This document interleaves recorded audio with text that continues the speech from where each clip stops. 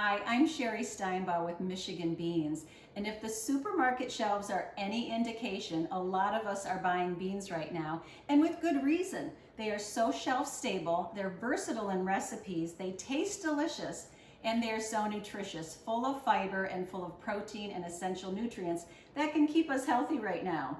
So if you find that you have an abundance of beans at home, I've got some great recipes for you.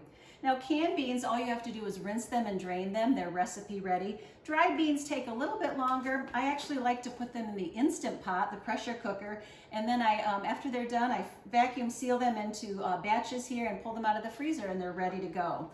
Just like in this navy bean hummus dip here. This is simply made in the food processor. It's navy beans, a little tahini, which is sesame paste, some olive oil, some cumin. It's going to be blended up until it's smooth and served with colorful vegetables. Look how healthy and beautiful that is. Tastes delicious. This next recipe is really fun because it's made in a mason jar and you can see all the beautiful colors in there. So we've layered in here and we've got a Southwest quinoa and bean and veggie salad. So what I have here, I've divided cooked quinoa up between my mason jars and I've poured a dressing in there, equal parts of the dressing, which is fresh lime juice, a little bit of olive oil, apple cider vinegar, and some herbs and spices, and cilantro. So that's gonna go on top of there. So the quinoa is gonna get soaked with that dressing. Then we're just gonna start to layer what we want to in there, starting with our red beans here. And you can use other beans if you want. Black beans would work good.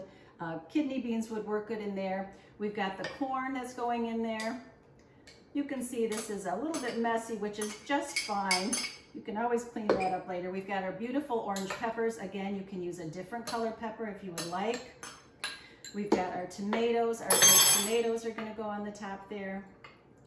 And then we can also top that with a little bit of red onion. You're gonna put the tops on these jars and you're gonna stick them in the refrigerator for up to 4 days. And when you go to serve it, simply just dump it out and you stir it up and it's ready to go. You can make them in smaller jars too for individual servings.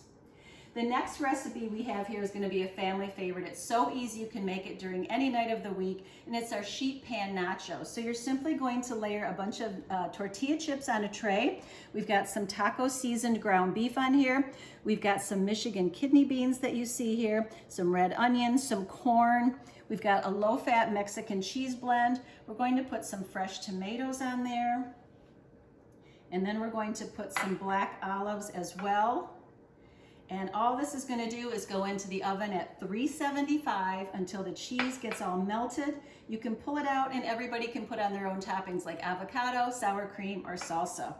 And finally, I bet you didn't know you could do dessert with Michigan beans, but these delicious black bean brownies right here are amazing, and no one will know what your secret ingredient is. These are also made in the food processor. All the ingredients go in there: some sugar, some cocoa powder, a whole can of drained black beans, just a little bit of flour.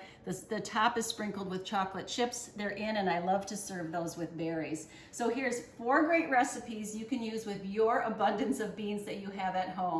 And for these recipes, go to michiganbean.com. Make sure that you follow Michigan Beans on Facebook, subscribe to our YouTube channel, and also leave in the comments information on what type of bean recipes you'd like to have.